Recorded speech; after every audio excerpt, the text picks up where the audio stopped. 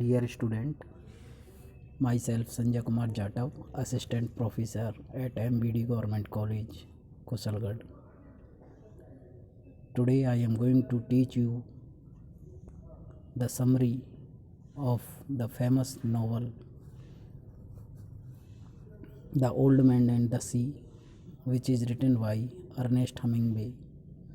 प्रिय छात्रों, आज मैं आपको अर्नेस्ट हमिंगवे द्वारा लिखा गया प्रसिद्ध उपन्यास The old man and the Sea की समरी पढ़ाने जा रहा हूँ। This section also introduces two important symbols. ये जो सेक्शन है ये समरी का इस नॉवल के अंदर दो महत्वपूर्ण सिंबलों के बारे में चर्चा करता है। The lines playing on the beaches of Africa.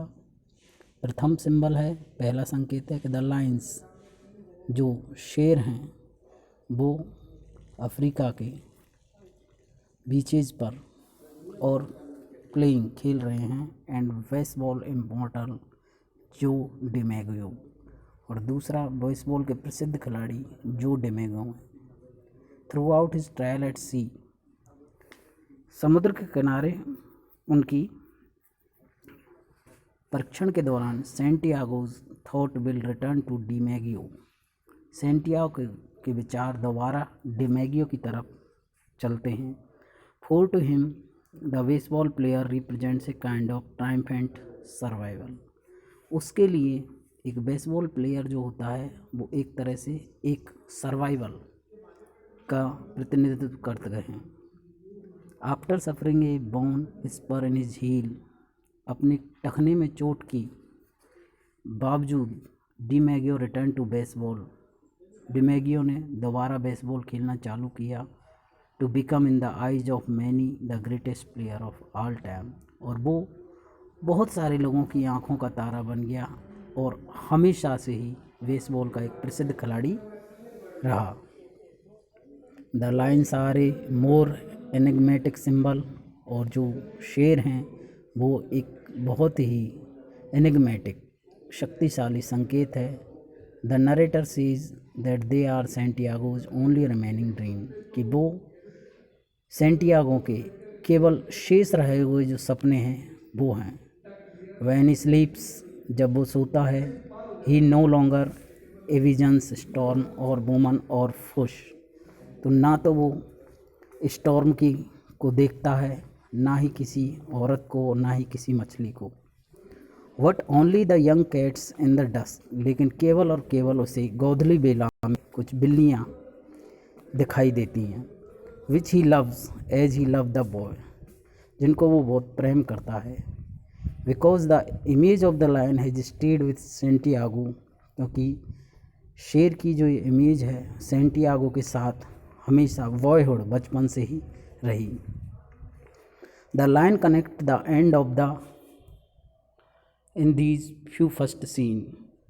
ये जो प्रमुख कुछ सीन्स के अंदर Hemingway introduced several issues and images that will recur throughout the book. Hemingway ने बहुत सारे अनेक मुद्दों और अनेक इमेजेस के बारे में चर्चा की है जो कि पूरे नॉवल के अंदर दिखाई जाती हैं।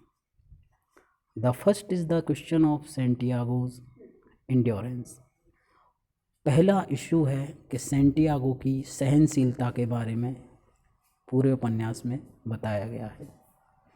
The description of his crude हट, और उसकी तितर बितर झोंपड़ी का डिस्क्रिप्शन, वर्णन।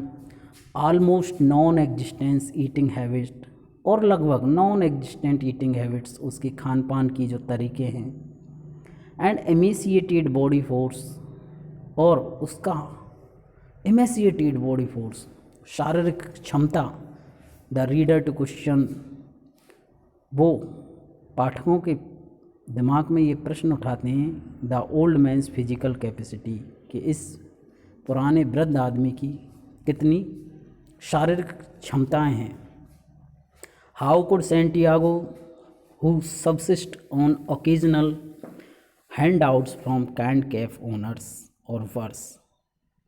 किस प्रकार से सेंटियागो इतनी मेहनत करता है एंड और बर्स, और उसके साथ जो परिस्थितियाँ हैं वो एकदम बहुत कठिन है। इमेजिनरी मील्स, जब वो भूखा रहता है तो वो कल्पना शक्ति में ही भोजन कर लेता है।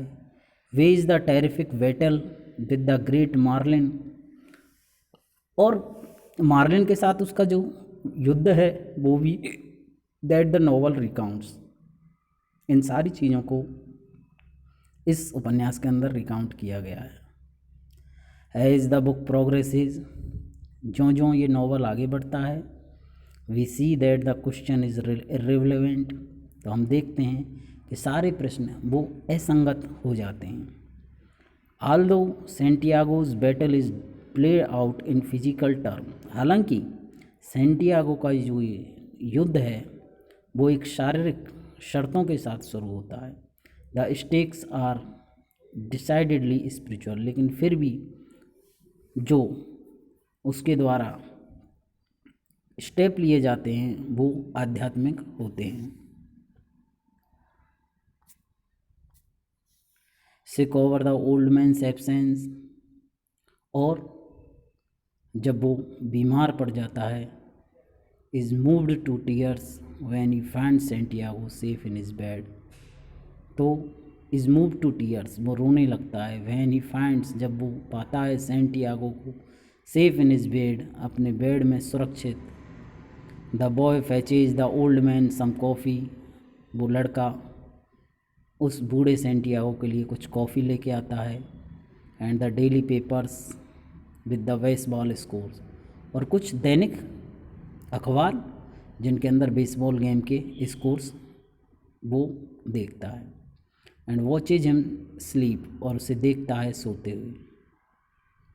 When the old man wakes, जब बूढ़ा आदमी सेंटियागो जागता है, सेंटियागो अपनी 84 दिन की यात्रा में समुद्र में और मछली पकड़ने के लिए जाता है।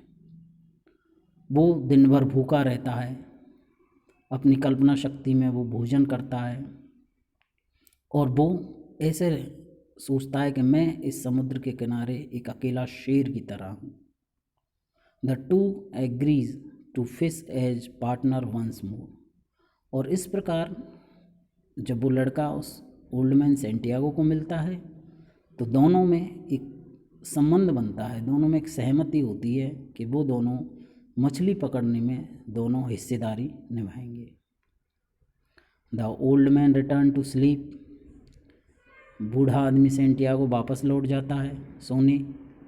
And dreams is usual dream of lions at the place of beaches of Africa, और दोबारा जब वो नींद में सोता है तो फिर से वो अपना वही पुराना सपना, कौन सा, जिसमें वो शेरों को अफ्रीका के समुद्री तट के किनारों पर खेलते हुए देखता है।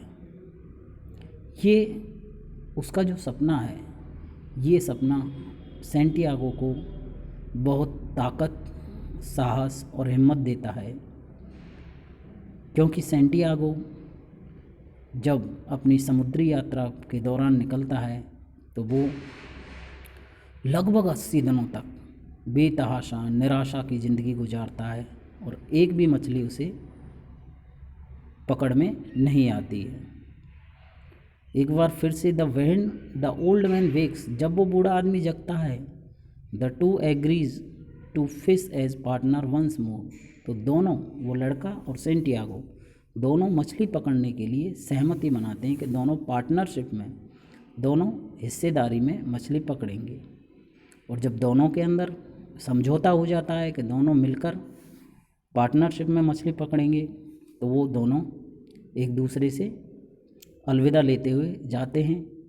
The old man returns to sleep, और सेंटियागो वापस अपने बिस्तर में आता है सोने के लिए। और जब वो वापस अपने बिस्तर में सोने के लिए आता है, and dreams his usual dream, और ड्रीम्स और सपना देखता है। कौन सा सपना देखता है? हिज यूजुअल ड्रीम, जो अक्सर उसको जो सपना रात में नींद में आता है वही सपना वो बार बार देखता है। उस सपने में वो देखता है ड्रीम्स ऑफ लायंस, बहुत सारे शेरों को एट प्ले, खेलते हुए, on the beaches of Africa, Africa के समुद्री किनारों के ऊपर वो बहुत सारे शेरों को खेलते हुए देखता है। इस प्रकार से ये the old man and the sea novel की बाकी समरी है। Thank you.